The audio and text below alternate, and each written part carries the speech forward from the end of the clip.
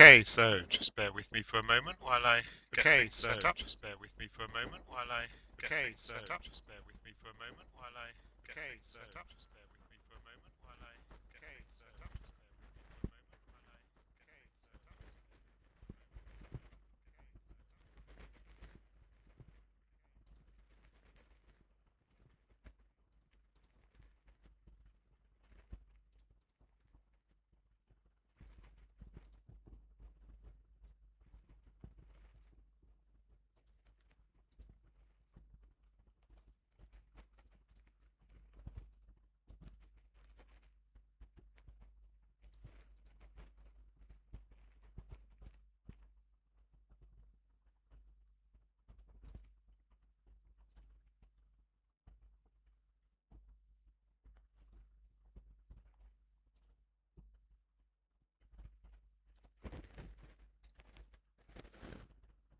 Just need to find some of the relevant areas I'll be looking at.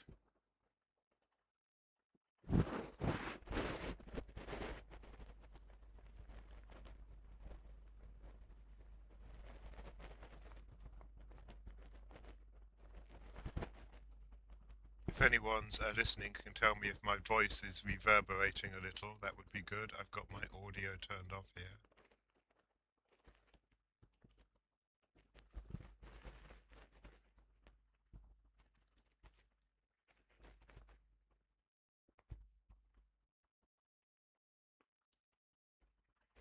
I'll be starting in earnest in just a few minutes. And if anyone has questions, ask them on the Twitch. On the Twitch chat or on the Arelith Discord development chat. I'll be checking both.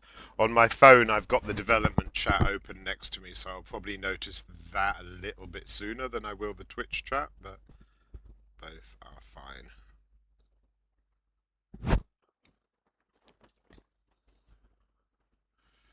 I have a few of the different Arelith modules merged together here, so there's so many different areas. It's hard to navigate.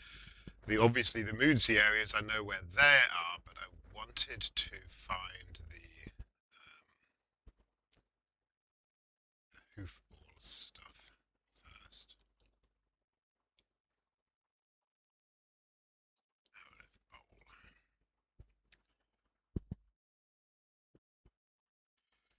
Good.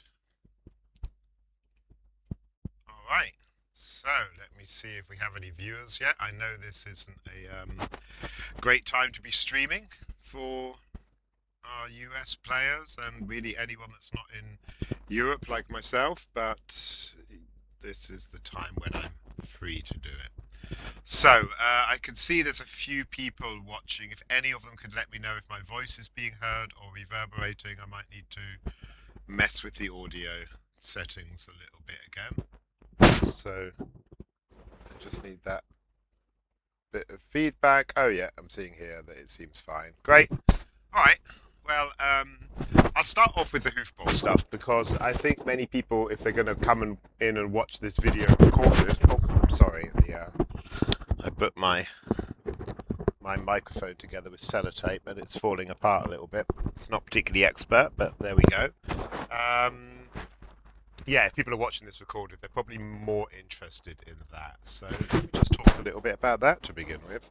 Now, those that have explored Arelith will know that in this there's been some reference to hoofball for many years, and it was really just a comedy aside, like a sort of D&D version of Blood Bowl or Arelith version of such games. But Starfish has gone ahead and created the assets and the scripts to get these games running.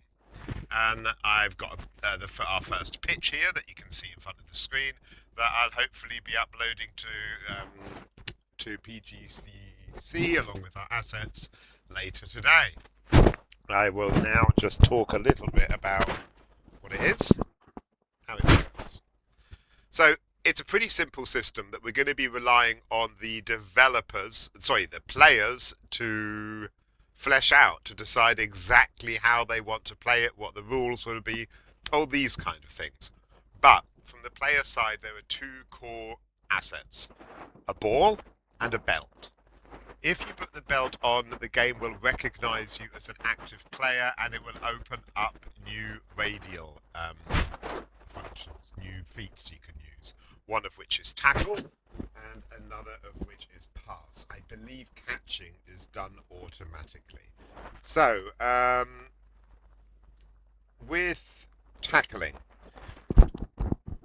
if you tackle, I'm just checking my notes here. So the DC of a successful tackle is the character's pre-epic base AB, a maximum of 20 plus 5. Fighters have 25, wizards have 15, and so on, and it's a reflex save. If the save is passed, only the tackler falls down. If it is failed, they both fall down. I presume falling down means dropping the ball. Whether, like, just attacking that person also works, I'm not sure. Throwing has a flat DC of 10 versus the reflex save for the thrower. If they fail this, the ball falls on the ground. To catch the ball successfully, the initial catch is the thrower's strength modification plus 15, and its reflex save. If the character fails the save, it is the same DC versus fortitude to not get hit in the head by the ball and get concussed for a bit. So we're talking presumably about a heavy stone ball.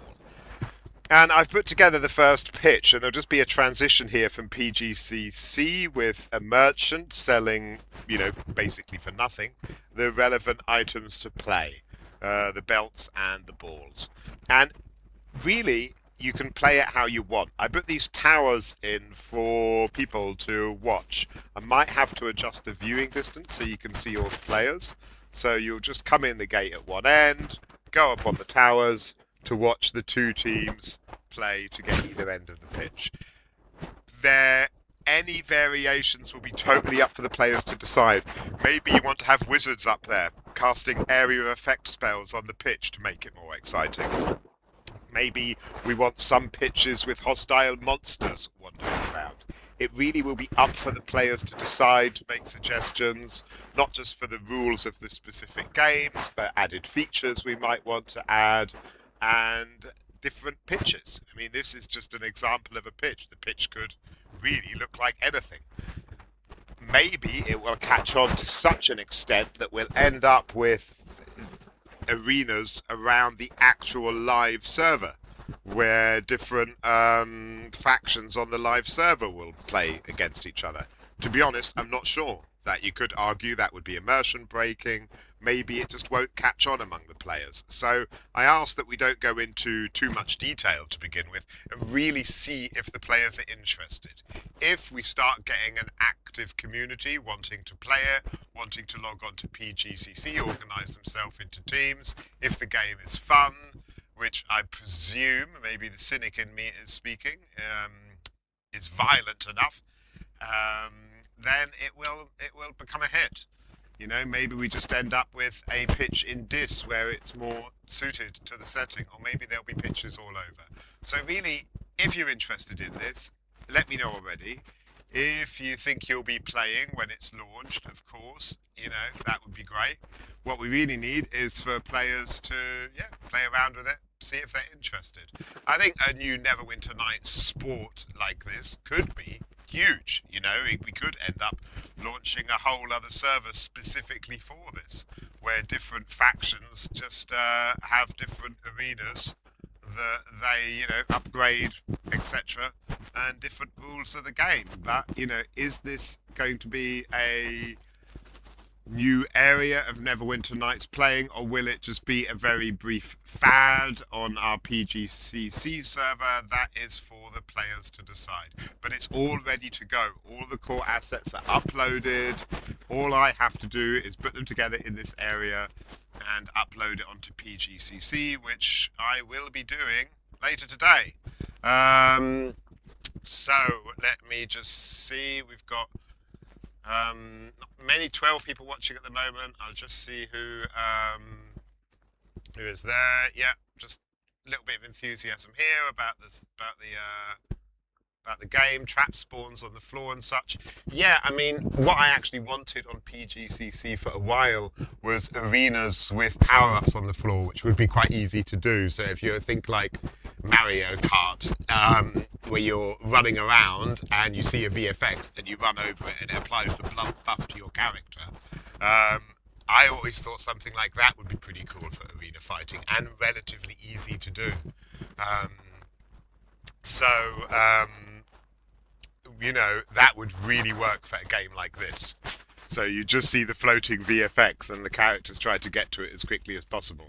You know, Neverwinter Night has all of that baked in. We have these buffs, we have these power-ups, you know. Maybe it'll increase speed, maybe some will be a trick and like, you know, give you a curse or alter your perception in the way our drugs do. You know, it would be, by our drugs, I mean, not the developers' drugs, I mean the drugs within the actual game, the fictional drugs. Yeah, so I think this could be fun. You know, I'm quite excited about it. I think Starfish has done great putting this together. I certainly know some people on the development team are quite excited, and I don't really mind whether it ends up as a feature of the Arelith world as such, or whether it ends up as a feature of the PGCC. The important thing is that players play it the way they want to. Obviously, there'd be more scripted features the more popular it is. Generally speaking, developers work on stuff that people want to play. So for the moment, we just have the ball and the catching and the tackling. Maybe we'll have a touchline and a scoreboard and all of these things. They can all be scripted, they can all be done. It's a question of whether there's an appetite for it, and that will be for the developers to decide. So, that's Hoofball. I will just glance again at the chat, see if anyone is asking any questions. Keep in mind this will all be uploaded onto our YouTube channel, and people can ask further questions or make suggestions in the comments there once it is. It might take a few days, as I probably have to edit the video to cut out the bit where I'm testing the audio settings and stuff like that. My streaming has never been very professional. I used to do it a bit more often on the Twitch studio. Twitch studio got shut down. I was more focused on development and real life work, and I honestly didn't have much of an appetite to do these streams, certainly not to learn a new streaming platform. But I'm coming to terms with OBS now, and so I've been trying to do this a bit more often. I won't be announcing streams much in advance because of real life commitments. I never really know when I'll have time. I happen to have time this morning. It's 11:30 here where I am, so yeah, just gone ahead and done it. Okay, so let me just check any other comments coming in. Power up sound awesome.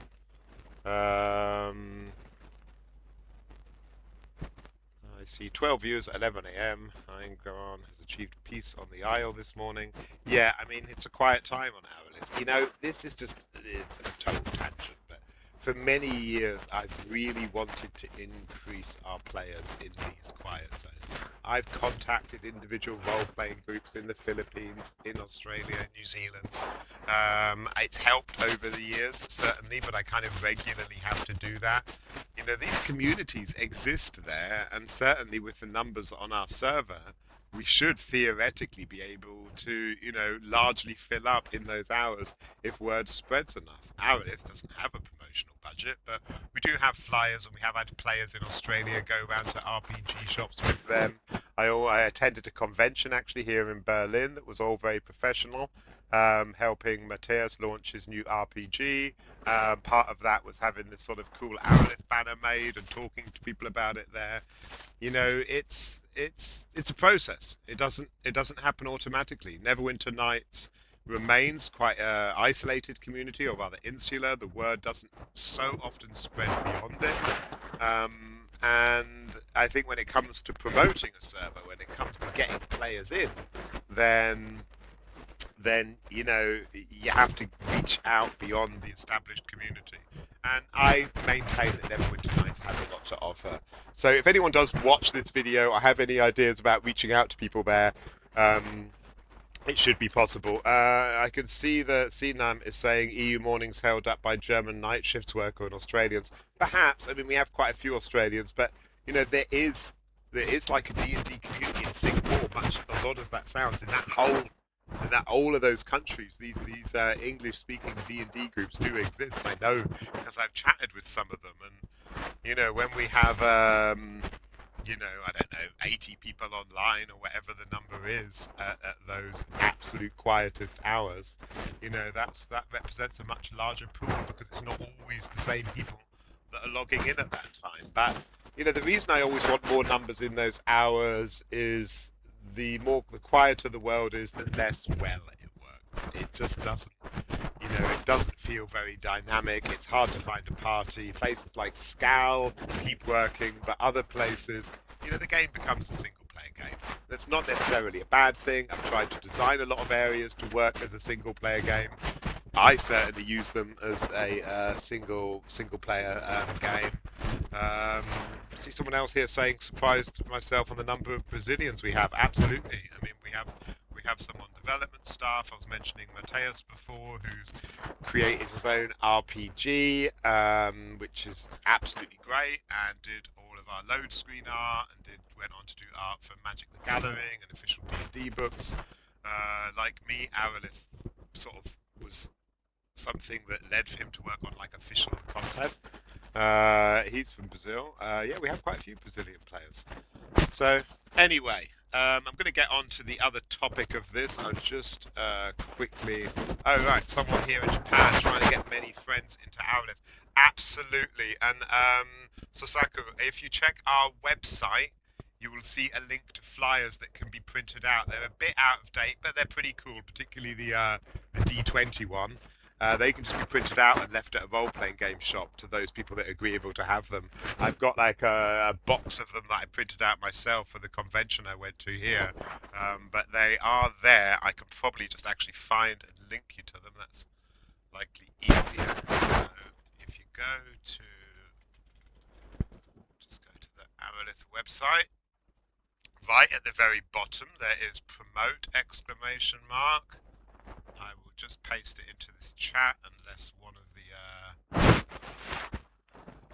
we go. And there you can see the flyers. Any player can print out a flyer that they like and get it printed a few times, take it to a shop. That's more useful to us than donations to keep the server running. At the end of the day, we're all just looking for people to play alongside, myself included. Yeah. And I think I still maintain that people, once they discover Arelith, want to play it. We have players of all ages. And it's not just Arelith. Obviously, it's the broader Neverwinter Nights. It's a good game. It maintains a large community. More people play Neverwinter Nights online than play Neverwinter online or D&D online. The game remains popular despite basically being invisible as far as promotion is concerned. And there's a reason for that. People play D&D for homebrew content. They play it for playing alongside friends without people trying to get money out of them. Old school RPGs, they were not about trying to rake in the cash. Sure, the books were expensive, but once you'd got them, people were writing things down on paper and meeting together, and yeah, it was all quite kind of bootleg. D&D, if anyone's been following the news, has been going in another direction. They are introducing subscription modes for D&D Beyond. Increasingly, D&D players use these digital character sheets, digital assets. They're not using pen and paper books. And this week or last week, Hasbro or Wizards of the Coast, they changed their model to subscription. So unless you're playing your subscription, your character, your adventures, all your source material will vanish. You no longer own it, basically. It is something that you'll pay for every month. If you stop paying, you lose it all. And, that's created a bit of a backlash. People are kind of upset. It's unrelated to us, but it does show that even pen and paper isn't immune to the general pattern that people have seen for these sort of online MMO experiences. And Arelith, Neverwinter Nights, they offer a different path. So, okay, let's keep going.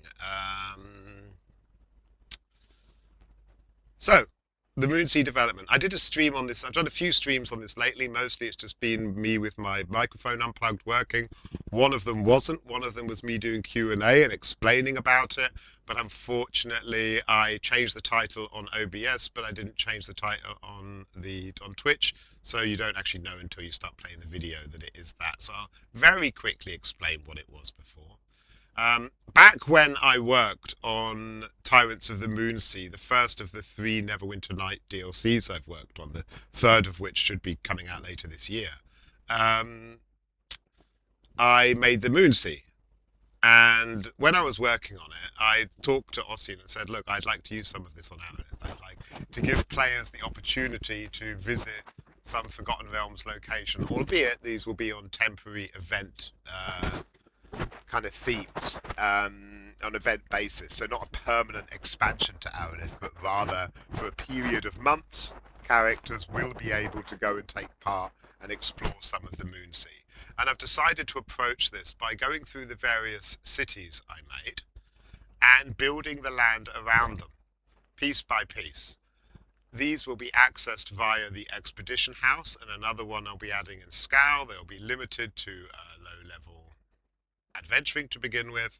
There will be a plot, basically, you know, a call for help for adventurers. They'll be using long-range portals to access the Moonsea, and from there, yeah, doing some exploring. Now, the way I'm approaching this is it's modular. I'm started with Melvorn. You can see here the central market. And the shipyards, which were the two areas I made for the official module, and various official locations there. And I've been building the land around it, so a lot of land. This means that characters will be able to just go and explore that particular part of Thar, that particular part of the Moonsea. I'll just show you a map. I can't share images because I'm streaming the tool set itself, but I can put a link to the map in the chat, which I will do in just a second. Scroll down a bit so I can see what I'm looking at. Okay, copy image link. Just jump over to the chat here. Okay, that hopefully should be a link to the Thar map. So what I'm doing is, if you look at the map that I've just shared, or you're such an expert on the Forgotten Realms that you've painted in your head, I'm doing the area from Melvorn up the Tormel River to that lake. These farmlands either side, which you can see on the map.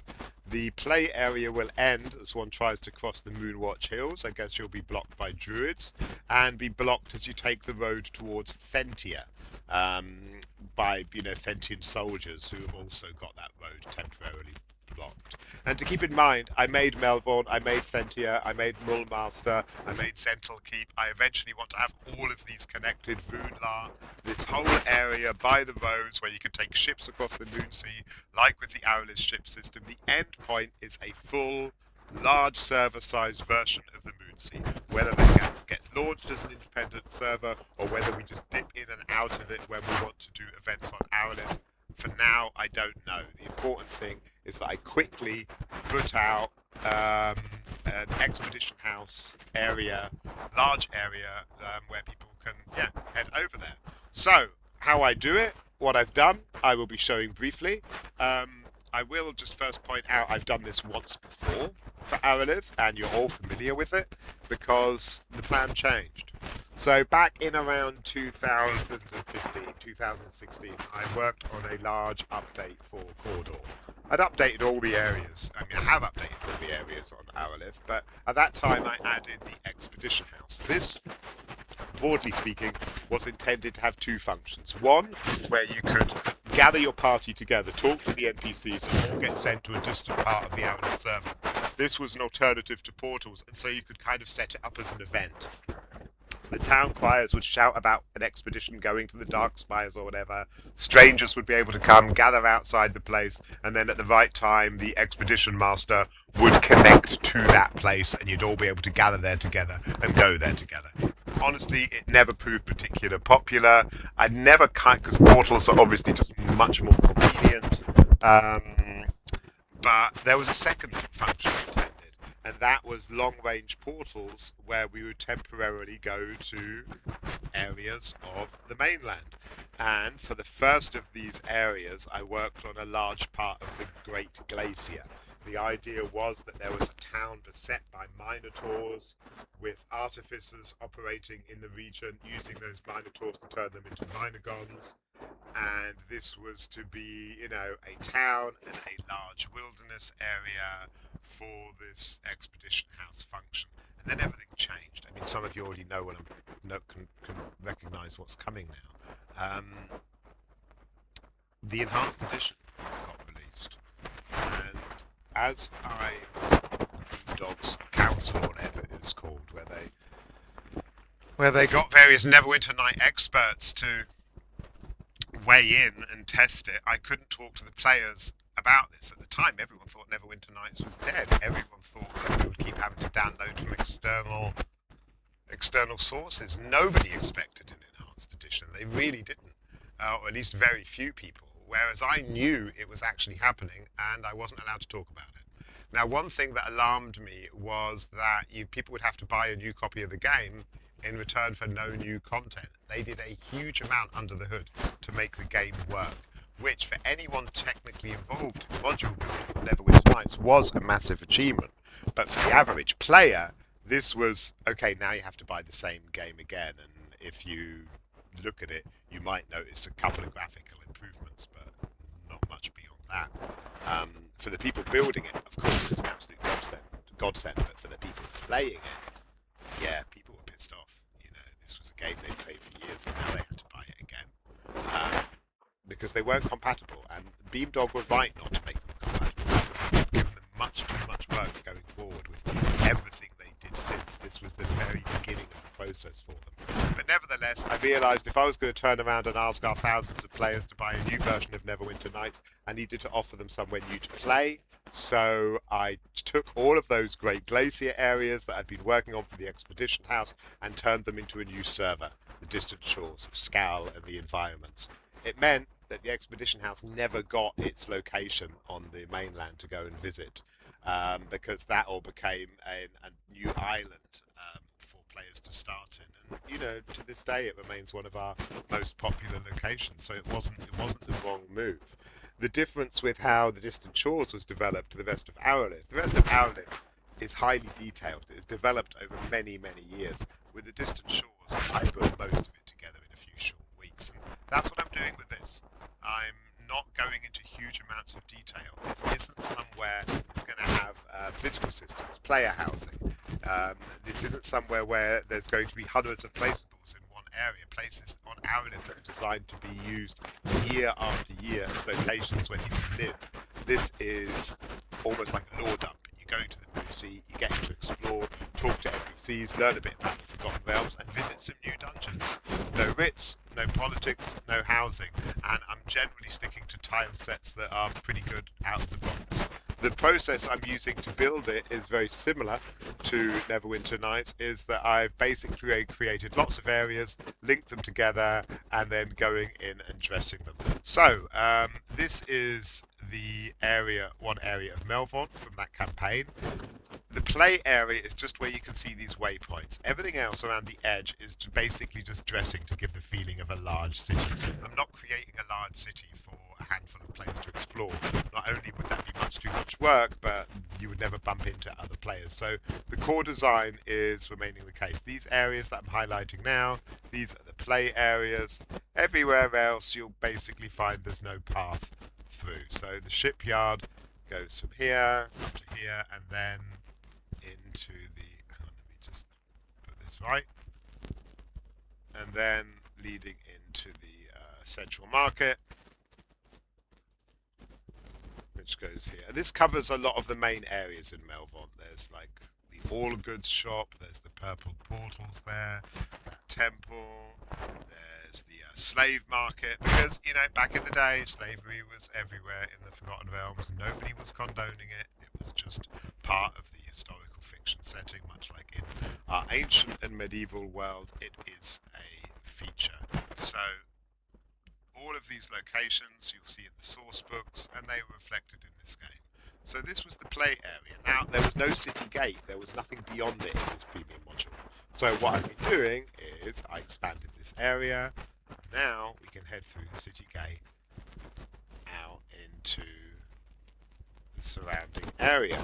To one side, the road here will go to Thentia, which will be blocked off by soldiers. The other, you can walk along the edge of the city and follow the road up towards Melvorn Bridge. If you look to the map I shared, you can see how that river goes, and then the river will go north. I'll show you these first few areas before I start just building them quietly and saying what I'm doing. I'll just quickly introduce them all to you. Do keep in mind that just a message there saying my mic is rustling a bit. Yeah, it's because it's held together by sellotape and is just falling down all the time, and I can't see my sellotape because I unprofessionally started the Twitch without collecting it. So it just kind of falls down. Yeah, I'm so far from being a professional streamer. So apologies for the rustling microphone there that's being reported. It's hard to avoid. So I'll show you what I did, how it basically works. When I want to develop something rapidly, rather than going one area at a time and carefully doing it, I just make a lot of areas, connect them all, make sure I have the layout in my head, and go forward. So let's go back to the market and follow the river north towards the lake and the wastelands. Anyone that knows Thar and looking at that map, you can see there's these farms, but beyond that it is really a wasteland with monsters all around.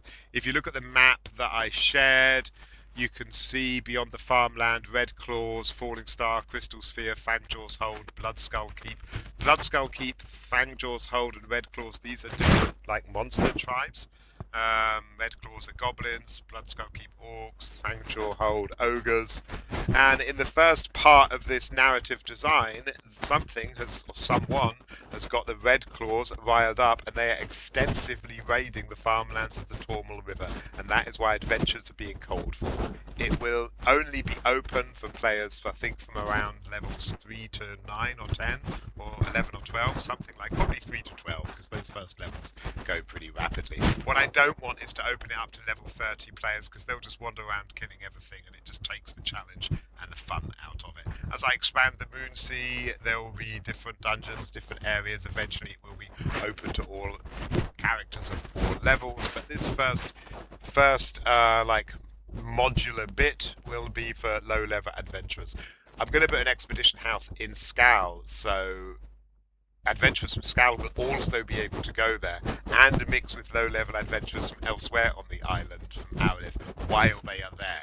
But when they portal back, they will go back to Scal. When Cordorian low-level adventurers portal back, they will go back to Cordor. So it'll provide a bit of something new for the Scal PCs to do. So anyway, let's go through. Now, when you're working in the tool set, you can see the areas here, the function we have. So Shadow Plane, Forest of Weir, Castle Gloom. We have a format that we use that doesn't work with the resrefs, the file names. So when you create an area, don't call it the name you want it to be called, call it what you want the file name to be. Not only will that work, these long names, these things with things in parentheses, they won't work as file names, but they're also hard to navigate. So if I scroll down, you can see here, Torm River 1, Torm River 2, Torm River 3, Torm River 4, Torm River Road, 1, 2, Tormshep Win Way, Tormshep. There's simple abbreviations that I can quickly navigate so they're all in a row. Later on they will get proper names, but for now they just have the file names. So as we head north, let me turn the lighting on. It's always, I haven't done the lighting for Torm River 1 for some reason. Tire lighting, I say before in my development streams, it's like probably the #1 thing that makes areas pretty. I'll show you what I mean by that in just a minute. So here, the immediate outskirts and some farms. These farms are not being attacked, they're quite close to the city. There'll be some nervous NPCs. The main road goes along the east bank. You can see it's also on the road that's marked on the Forgotten Realms map. It's a stone road. The road through the farmlands is a dirt track that goes along the other bank. Back here, there will be a ferry that will take you across. You can see the boats here, an NPC that you talk to that will row you across. I have to get rid of all of these stones in the river later. Or you can walk around the other side, but you have to walk quite a long way until you get to a bridge where you can cross. So yeah, this is somewhere people will be able to pick up horses, do a sort of real explore. This isn't portals, this isn't small areas where one goes from one play area to another. This is a chance to explore some of the Forgotten Realms as it is. This river is something like 30 miles long. I couldn't really approximate that in the tool set, but nevertheless, I've made it really rather big. So, this is the first area.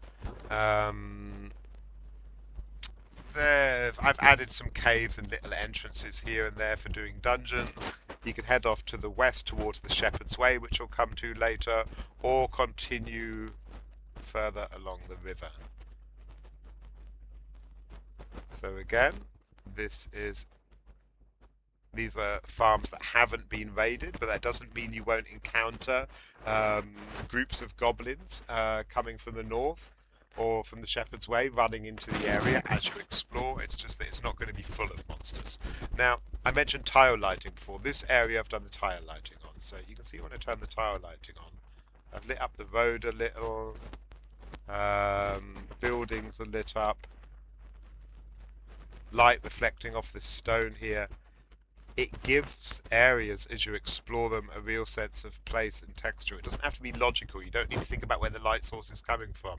I've lit up a bit of the treetops just in this corner. It just makes it much nicer to explore. Compare it with one where I haven't done that yet. It just feels flat. So it takes a long time to go through individual tiles and light them up, but it really makes areas a lot prettier. So then we continue up to Torm Riv 3. Just a quick thing, the tile set will probably crash, the tool set, sorry, at some point. It is notoriously unstable, it's an old thing. If it does, I'll relaunch it, the stream will continue.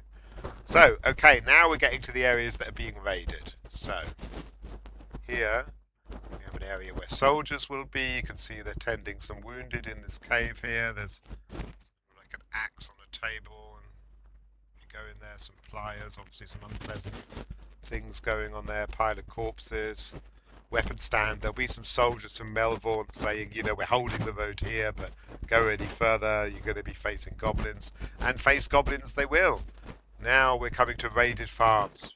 Bodies outside, buildings on fire, noise of combat. These are things that we often can't have in persistent worlds like Arelith, because you can't have a farm burning for 20 years on end. The good thing about temporary areas is you can have battlefields, you can have sites where something dramatic is happening at that time, rather than being designed to persist over years on end. So there's a slaughtered cow there in that field.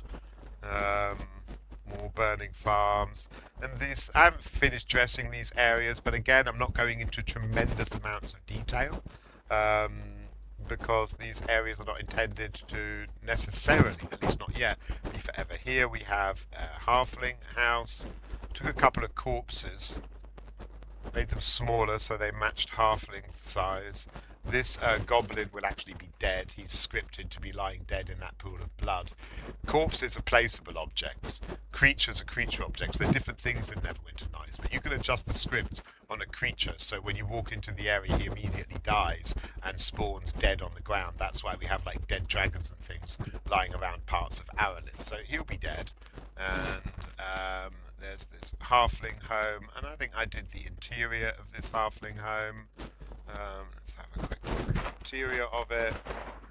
So you go inside, there's the door, table knocked over, things spill. Empty chest there being opened. So this has been ransacked by goblins. Should be enough to get the Arelith halfling players upset, which is often a good thing. Over here we have a... Well, hang on. Over here there's going to be a barrows. There's a sign there outside saying like beware of the undead. So standard little dungeon where you'll go through the barrows, and when you exit the dungeon you'll come out here. And then exploring this tower, these two towers along one coast. These are older ruins. There's a trapdoor. Go down that trapdoor and you will come to the flooded cellar. Just an old cellar that goes under the river, so the players come out. Hang on, I've already built this, or at least most of it. Yeah, here, there's some stairs up. The players will come out here, be able to explore these old ruins underneath. Walk basically here, they're going under the river. Here they will enter a cave, and there'll be a little cave network that connects to one of the other areas above. So let's go back to Torn River 3. And so here we can go across to an area where there's just the connections done, where there'll be more ruined farmlands, or we can finally players get to a bridge that they can cross, although they can cross further down here by going through those tunnels, and then head further north. So I've got a waterfall here, so that's as far as the ships and boats go. And then just go back up to Torn River 5, because 4 is a different area. Okay, so here you can see I've started, haven't done the tire lighting yet. The farms are fewer and further between here, because we're getting more into wilderness here, but again they've been raided, there'll be ruined interiors. Farms will have like individual names of the people that own the farms. Here's an orchard. I guess the goblins haven't been very interested in stealing plants, I don't know. And once more we're continuing yet further north, following that road that I shared on the map. Now this area isn't finished yet, but the buildings will be very fewer and far between here. We're really coming fewer and further between. We're coming further away from the farms and getting up towards the lake. And then on the last of these areas we have the lake. Now because the lake's quite big, I'm not making it all. This is a bit of the lake shore where there'll be a tavern. So if you can follow my cursor, the play area is just here. Let's see if I highlight it, maybe that makes more sense. This is the play area. It's blocked either side. The rest is just a view of the lake. The inn will be the one place here that's still running. There'll be an armed guard, there'll be a place for players to relax and stop because the areas around are all very hostile. The innkeeper will talk about not many people coming up this way, that, you know, there's various... people are nervous, there's various... sort of bad omens that something much bigger is going on, that these goblins and the ogres and the orcs are all getting riled up. Even talks about dragons being sighted flying over parts of the wastes beyond the lake.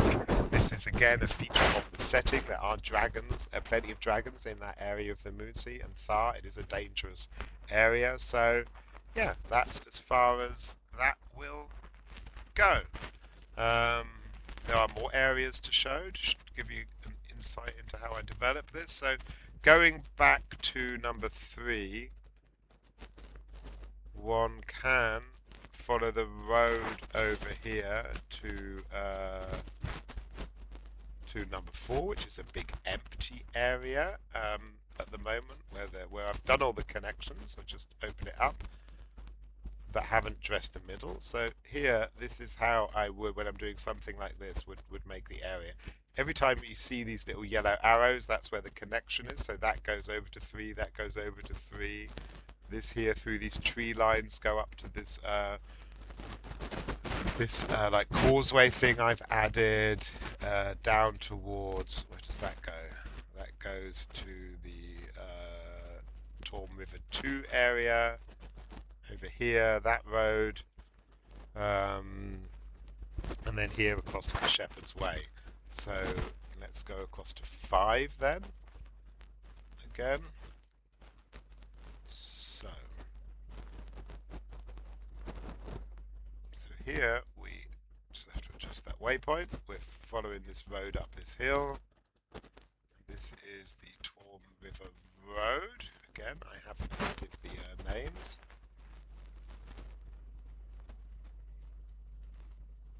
And again, it's not dressed. It'll mainly just be wilderness, but I'll probably add like caves and other monsters here.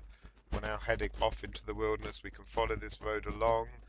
Going across here, we'll take it into that 4 area, or we continue over to this area where there's watchtower with a nice view. Again, this will probably be a mini dungeon and just use watchtower.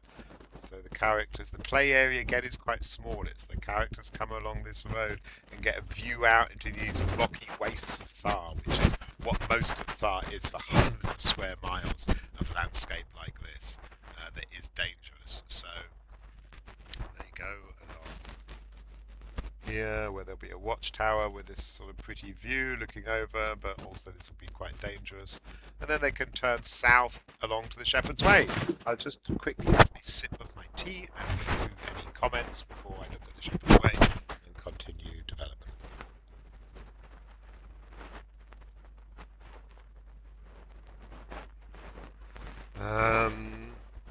So let me have a look. There's quite a few here.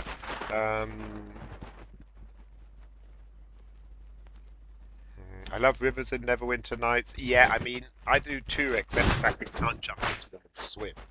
You know, it's an interesting point of development history that Neverwinter Nights was released in the same year as Morrowind. And you look at the difference in how they function. You know, Morrowind, you can jump into the water, swim underneath the sea, walk under a bridge while another player walks over a bridge, whereas Neverwinter Nights is, you know, really on this two-dimensional landscape. A lot more like, I guess, games like Dota today. So there's still a market for it, but it would be nice to be able to swim. So, are we finally getting rid of Skal access via Arelith in exchange for Moonsea theme pack? No, that's not what's happening at all. I would never get rid of Skal. This is a temporary, limited time expansion, as you say, for people to go and explore a bit of the not Moonsea. This is the Moonsea. The Moonsea Isles are these. It's a totally different place. This is the Moonsea, which these are basically an expansion of what I did for the DLC Tyrants of the Moonsea, where people will be using long-range portals to go and help I think it's called the Lord's Alliance in Melvaunt to deal with a particular threat. Someone else saying limited time, blah blah blah. They love the server. Okay, that's obviously very good. Yeah, it can be a time sink. Maybe we get fake rivers we can swim at. I mean, you know, it's possible. You can introduce unique animations. The canal around Andonor, actually, you could go underwater for years. You could, but there wasn't a way to get there because of how I built it. It was VFX the water originally, so you could actually end up under the canal. The only way to get there would be to bug and end up under the water. But if that happened, there were exit routes there to get you back into the sewers. So that always existed. But, you know, it's really janky. Custom-made swimming animations, they do not look good. You know, we have things you can walk in, like up to your shoulders if you're a halfling or gnome, or up to your waist. That's no problem. But it's never going to look good, no matter how you try and do it, no matter what hacks you use. People swimming in water, that fully three-dimensional movement that you have in the Elder Scrolls games, it's never going to work on Neverwinter Nights because it's a two-dimensional game. We're not going to be flying around. We're not going to be swimming around. The game just isn't built for it. And honestly, if I wanted to make that for Arelith, the better thing would be to remake Arelith on a modern engine, because a modern engine supports it, rather than just use lots of bad-looking hacks to make it work. You know, 2D movement is just. I know a lot of servers do try to overcome it, but you know, it just doesn't doesn't make sense to me. And the same goes for jumping and stuff. It just doesn't work. You know, climb points are okay to move over the two-dimensional field, but yeah, it's not something I think works. If anyone's watching this on the YouTube, where it would eventually end up, keep in mind I'm just answering questions here that are popping up on on Twitch and on Discord. I just checked Discord. But what is Moonsea Development? Like a new island on Arelith? This is being asked by Mug. Silly question. What is it? I said at the beginning, Muzz, what it is. I worked on the Moonsea for a DLC, and when I worked on it, I said I'd like to actually use it on Arelith eventually. The same goes for Doom of Icewind Dale, where players could go and explore bits of the mainland, famous locations, not just famous locations, but as they appeared in official content. So this will, at first at least, be a temporary addition to Arelith, where characters go to the expedition house, the one in Cawdor, or a new one that will be added in Scal, if they're of the appropriate level. They use a long-range portal to travel over to here, the city of Melvaunt, where I'll be also adding a sewer system, and go and explore and help with against some goblin incursions. It's a pretty city. It'll be nice for characters to be able to visit. It'll be something new, and it'll be on a temporary basis. Once I've done Melvaunt and the surrounding areas, I will do Thar and the surrounding areas, and Mulmaster and the surrounding areas, and Sentinel Keep and the surrounding areas. And eventually it will all be a fully fledged, large Moonsea style server. Whether that will be used just for temporary additions to Arelith, or whether it will be launched as just a separate associated server with Arelith, I don't know. Honestly, I can't say. I would be tempted to make it like an entirely new server with a level cap, but where characters can always just, you know, if they've had enough, leave and go to Arelith. But you know, I'm not sure there's enough players to support that, but nevertheless, I think there's an appetite for these kind of things. I think the Moonsea does look really good. I think there are plenty of Neverwinter Nights players that enjoy the more action-based environment, that action-based low level, which is something that Arelith only really does on the Distant Shores. And when you have that in a version of an officially released D&D area, yeah, I think it could be pretty good.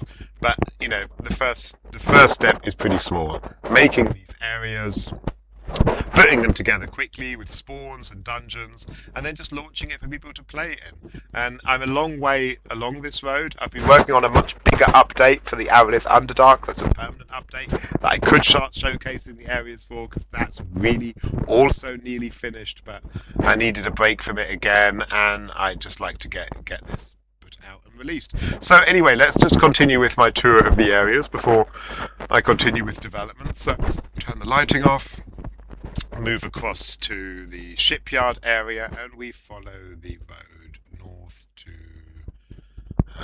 this is almost certainly going to crash soon, so I'm just going to close some of the areas I've already opened. So these river areas, just to reiterate, you'll see some transitions heading off to the east to somewhere called the Shepherd's Way, which is what we're going to be looking at now. But I'm going to close the areas that I'm not working on, because I modified that area. The toolset's more likely to crash with lots of areas open. It's very likely to crash soon anyway. I should probably save it with the small changes I've made, but I won't, because they were very small. I'll close the hoofball area too. If anyone's just joining and wondering what hoofball is, the thing I also mentioned I'd be talking about, it's right in the beginning of this video. So it always takes a few days, for at least 24 hours or something, for Twitch to show the previous videos, but it will also be on YouTube. So let's go up to the Tormal Bridge. This is if you cross from, if you follow the road here past the shipyard up here, following the river here, you come to this area, which is the bridge.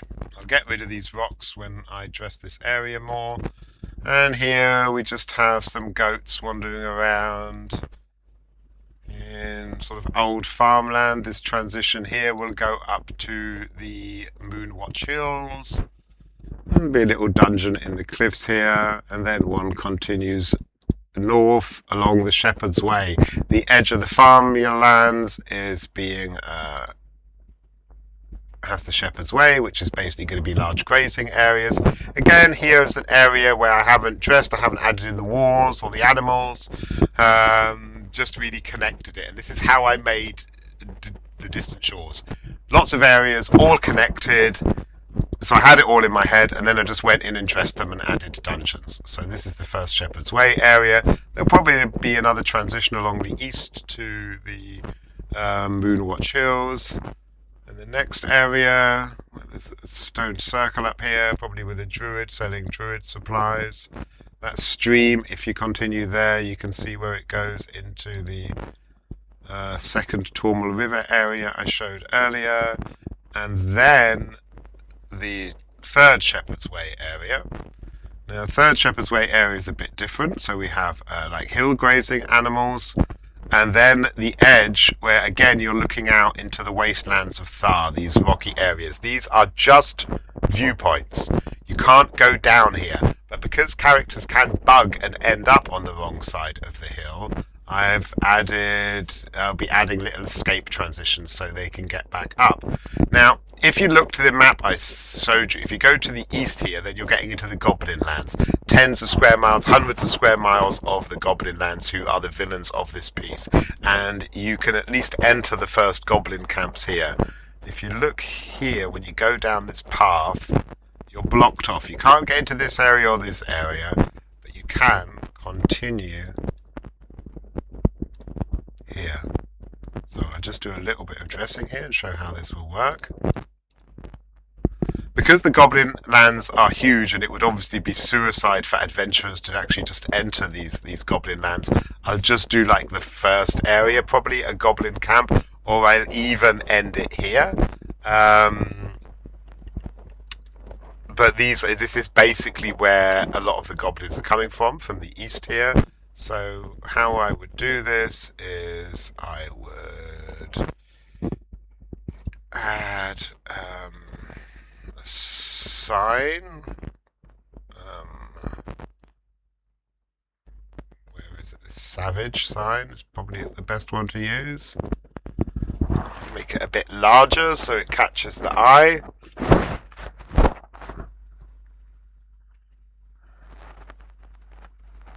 What are they called? They're called the Red Claws, aren't they? I mean, here I'm not using my own creativity. I'm using the names as they appear in the Forgotten Realms setting. Just make sure they're called Red Claws and it's not spelt with a K or something.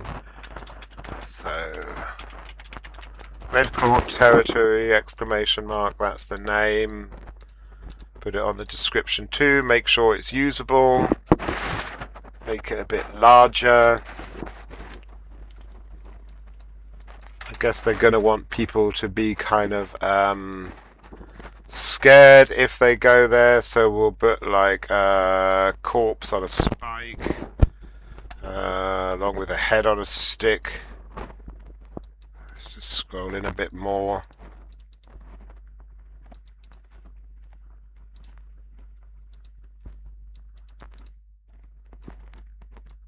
The ground's a bit bumpy, so blood won't really work on the floor here. I guess I could try a bit of old blood. You can see here it doesn't look very good. So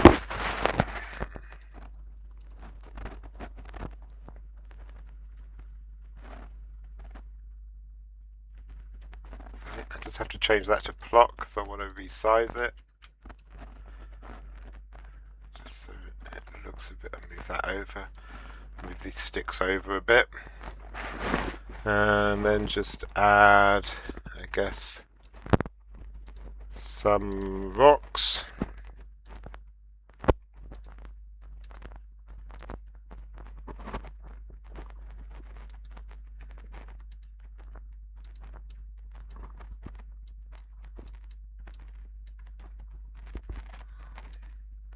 Give it make it just a bit messier there.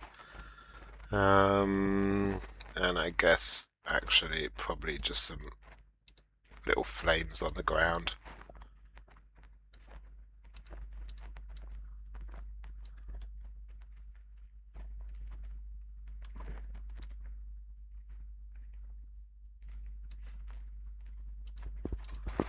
And then sound of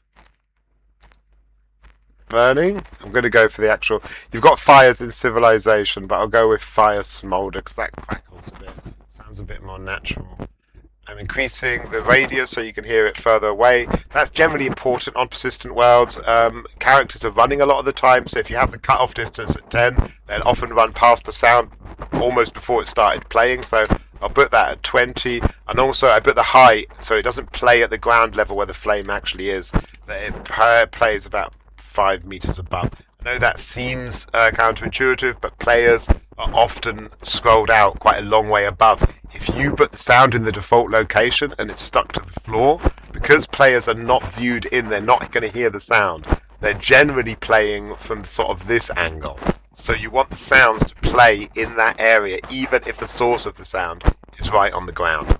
Because, as I say, they're very rarely going to scroll in that far unless they really are one of these sort of very few players that plays with a kind of chasing camera, which most don't. I sometimes do for the whole atmosphere thing, but honestly, the graphics can also kind of look worse.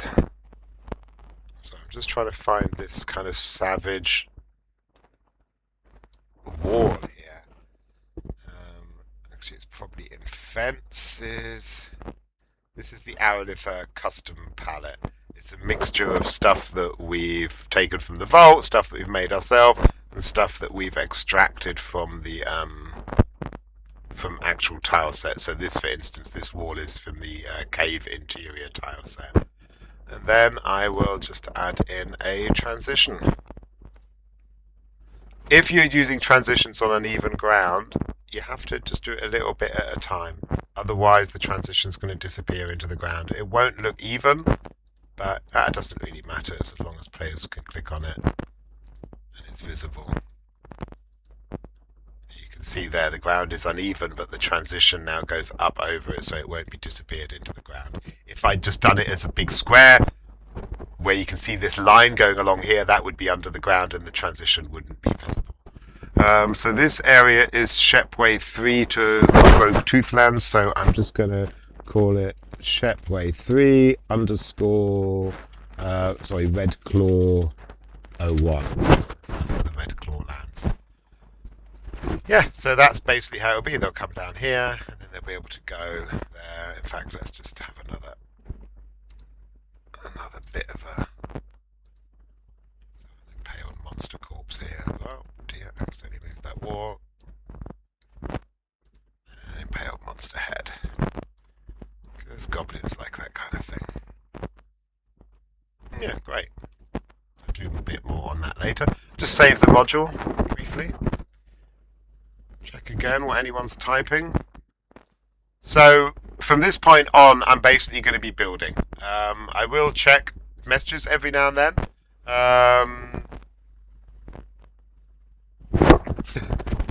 Again, important question, what's happening with your microphone? I'm sorry about that. I hope you can still hear me. My microphone is held together with sellotape. It's just falling down from the headset into my clothing because it's not at all secure. Because I'm just really cheap, or people don't donate enough to Arelith, I'm not sure. But I just don't have a proper microphone. Yeah, I need to put it together with the tape if I can see the tape anywhere around. So apologies for that. Yeah, I'm sorry about that. Again. Okay, yeah, I really need to find this tape. It does keep running away, the microphone. I hope I was at least vaguely clear for some of that. Just see if there's any messages coming in on the development channel. There isn't. Okay, I'm just going to leave you staring at that bit of the tile set for a second.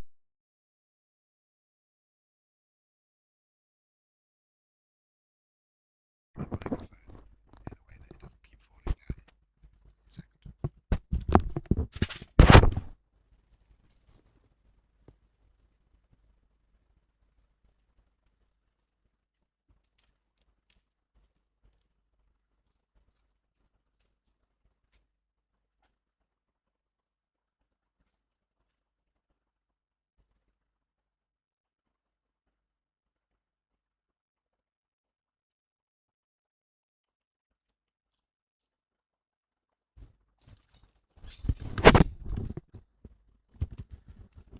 Okay, so I have the tape now.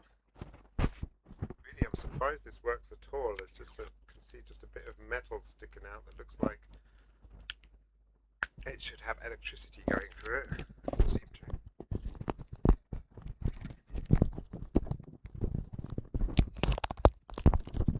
So you won't hear me well because I've currently got the microphone trying to secure it in such a way that it's not totally falling down. It's not totally falling down. Yeah, I've never really been or aspired to be a professional streamer. It really comes much further down the list of priorities compared to making Arelith and talking to the community and the staff. But it's still a nice thing to do every now and then. Particularly people want to learn the tool set. I mean, I can see one of these tuition videos I made that I then didn't finish. It was meant to be like a full beginner's guide to working with the tool set. It's got 4,500 views, so obviously there are people that want to know this stuff. Okay, let's see. That is a bit more stable. Oh damn it! I've taped it in. Now it's under my chin. Hang on. Sorry about this. I really am woefully underprepared.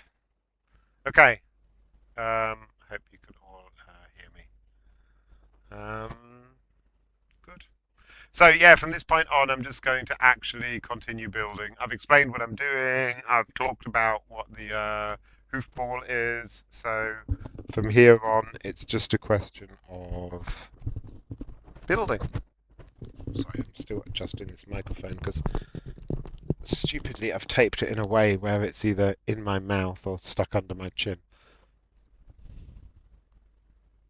Someone's saying can't wait for Ranger. Yeah, neither can I. I mean, this has been mostly ready, or indeed ready, for quite a while, like a lot of development. But we have so many people, members of staff. Some of them are more experienced with Neverwinter Nights than others. So even if a coder has put something together that's very cool, it still needs to be kind of thoroughly tested and checked. And all of us have and real life commitments. So, I wish that donations were of a level to Arelith that I could just treat it like a full time job. I mean, Neverwinter Nights, I get money from royalties for the DLCs, but it's not enough to live on. Certainly, the money in donations are nowhere near that. I should probably try and organise that more so it is. But the result is that, developing is a part time thing for me. But yeah, the Ranger update looks great. Okay, so go back to where I was working before, Torm River 3. I'm going to turn the sound off so I can see what I'm doing more easily. Um, so often on Arelith when I'm making a dungeon, because it'll be there for years, I'll go into a great deal of detail. Here I'm keeping it pretty simple. So let's go back to this, the flooded cave here. The good thing about using flooded areas is when you have water, you've got that VFX on the water. You don't really need to dress the areas because everything's under the water. Although in this area, one can climb up and access the higher ground, which I will need to dress. I need to get rid of these lava windows that are around.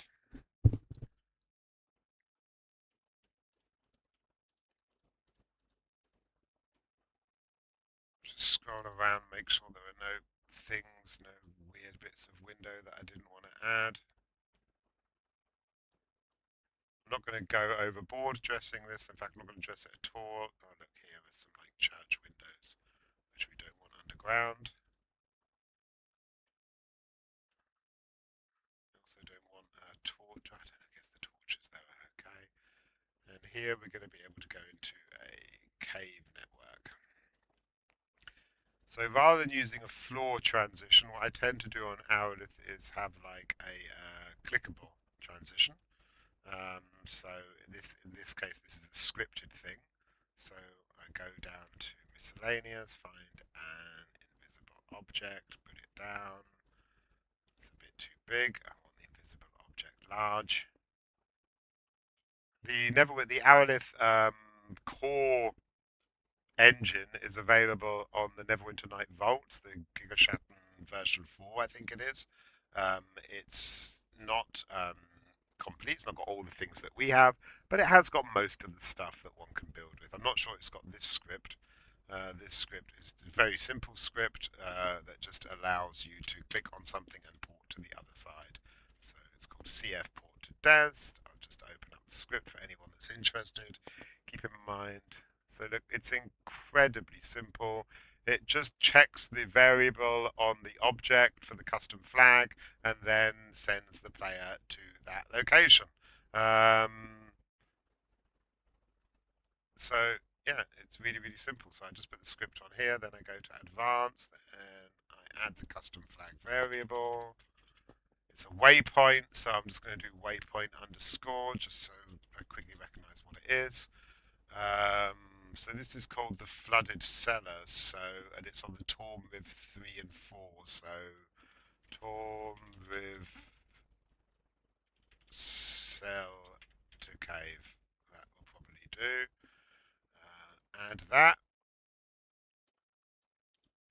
Copy it just so I can remember what it is because I'm going to be doing that other area. Again, sorry, I'm working too quickly here. I know I made a mistake. These invisible objects have like a description saying you see something, but it's nothing. That's sort of nonsense. Hang on. You look about you suspicious, but see nothing. I don't want it to have that description when there's a clear opening in the rock. So there's an opening.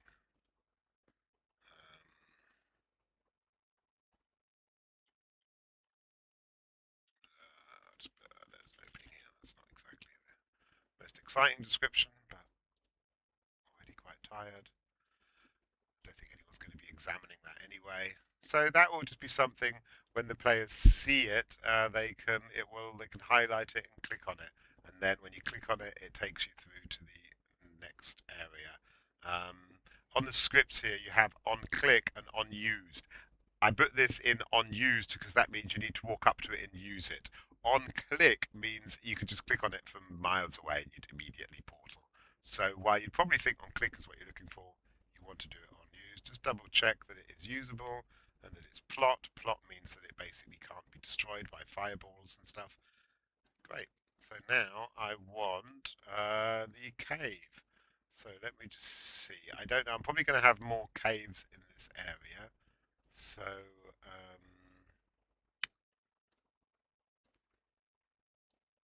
just very quickly call it Torm Riv 03 Cave 1. We'll use the natural caves. Don't want it to be that big. I want it to be a bit wider than it is longer. And again, on Arelith, I would generally take a long time over areas. But for something that is temporary, it's not so important. That's still not large enough though.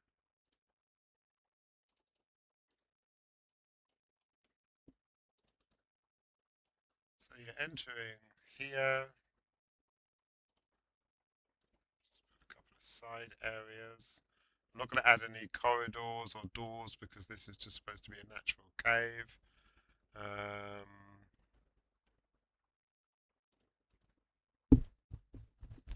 will do. We've just come out from under the water actually. So let me just make that slightly larger and slightly higher. And then I can just add in some water.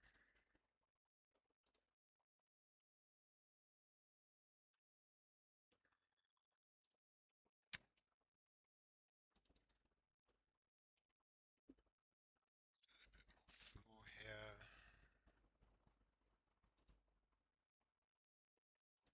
Bit of wall. Bridge going across there.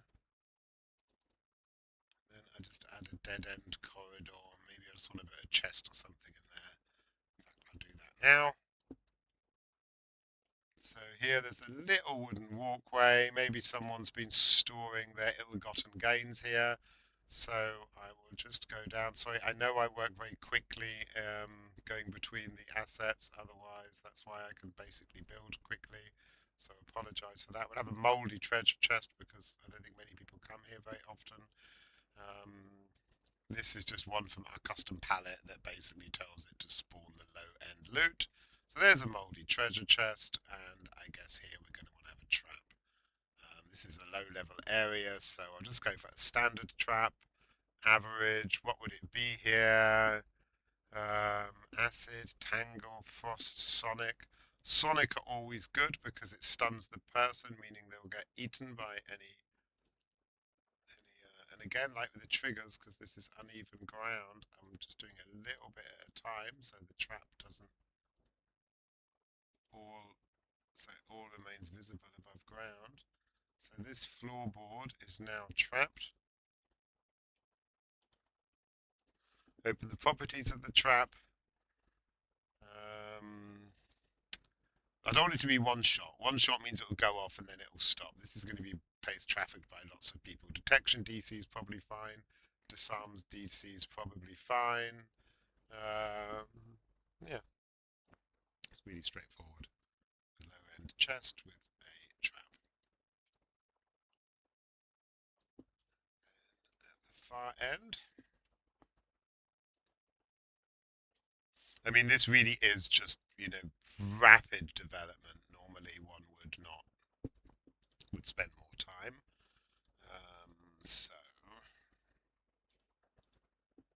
So this is the Tormriv 3 Cave 1, and it's going to exit here to Tormriv 4. So Tormriv 3 Cave 1 to Tormriv 4.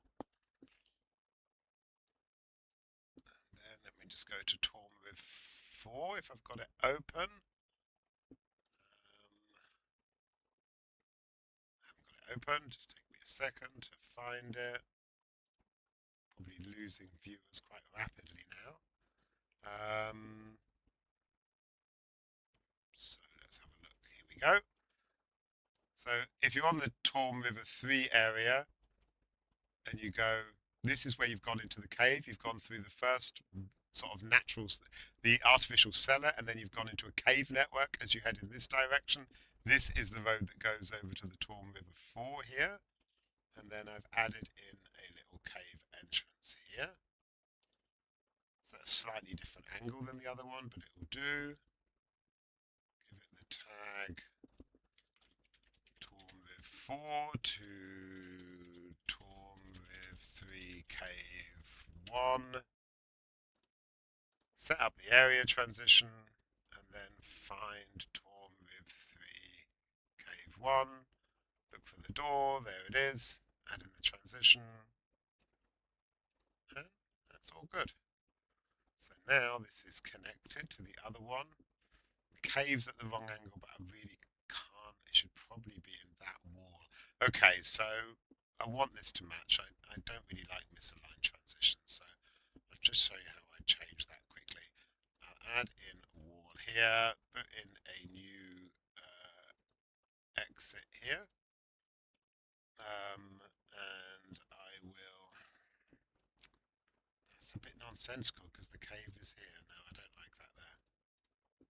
Hang on.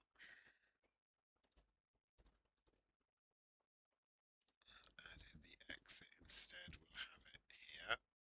Now, because I want this exit moved to there with the transition, I just delete that cave mouth and then left click on that and drag it there. Now that entrance is there and now it's properly aligned. Good. So, we're talking about Arelith here. Characters might get thirsty when they see that pool of water. So I'll just add in a drinking spot.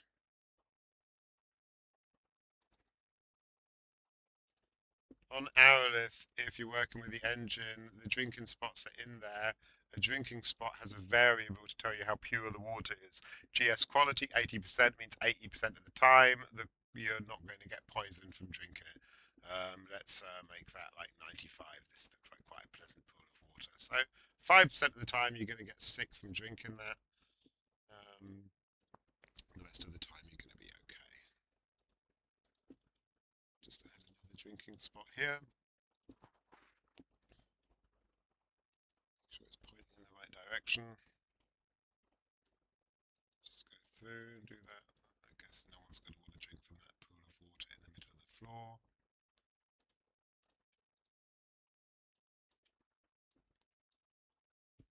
Another drinking spot there. And another one here. It's just 80%. Doesn't really matter. Let's make that 100. Maybe that one's fine for some reason.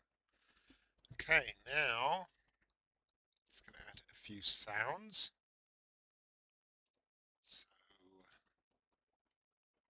go to the nature, water pool small. I want this to be very high because it's going to disappear under the water, but that like 10, 410, 10, 40. Just means someone standing here is going to hear the water there. We have some falling water around here. I think I saw it. Did I not? You see anything? Help me out and say there's some falling water there.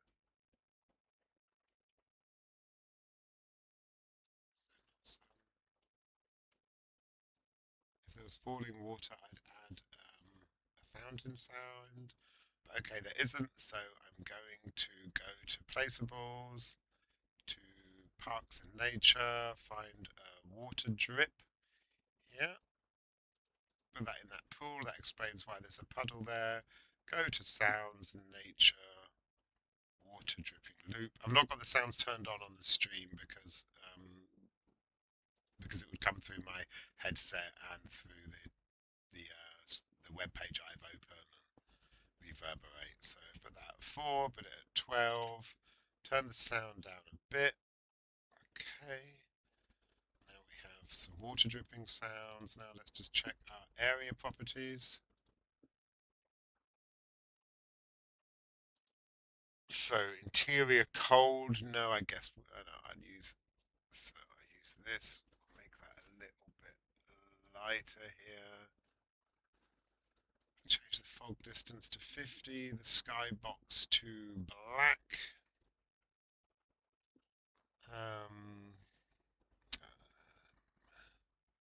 Make sure we have the right sound. It's not a mine. We don't want the sounds of people doing mines, so I'm changing this to cave medium for the ambient sound day and night. Music, mines, caves, I don't really care. It's not an area people are going to be. I don't want it a 90-second delay. People will probably run through this area faster than that.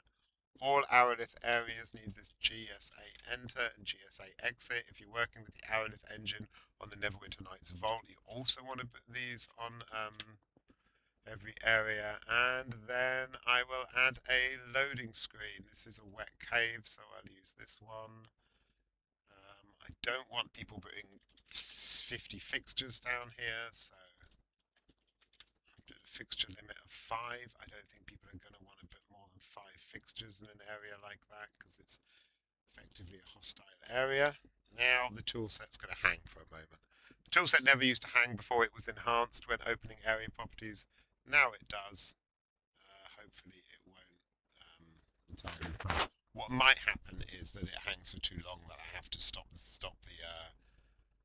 streaming it and then go back to it. So let me just check the comments.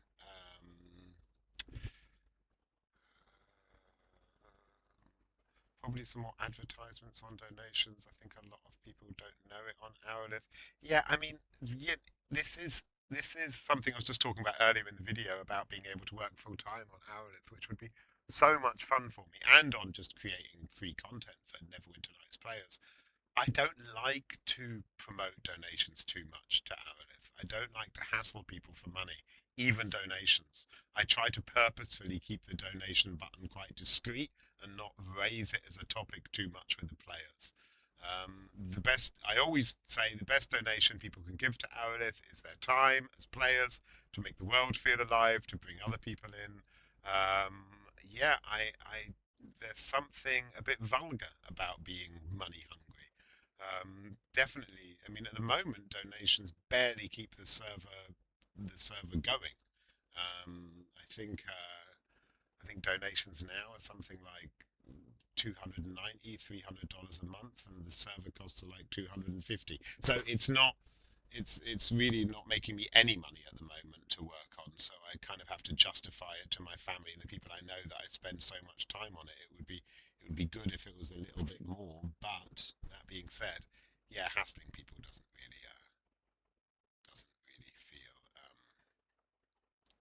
feel right for what Arelith is. Okay, let's see if that is still hanging. It is. This happened to me the other day. It then makes me paranoid that it's going to crash. So what I'm going to probably have to do now is stop the stream and resume it. Just for a second. This is the same reason that one can't stream via Discord. It will crash the toolset immediately, and yeah, the technology isn't ideal. I'll give it another minute, but yeah, I hope you all hang around if I have to stop it for a second. It should only literally be for a second that I have to stop the stream. Let me just see if anyone's saying anything on the development channel. Nope, that's quiet. Okay, yeah, I'm going to stop the stream and resume. By all means, come back and keep watching. Don't feel obliged to. It will only hopefully be a second.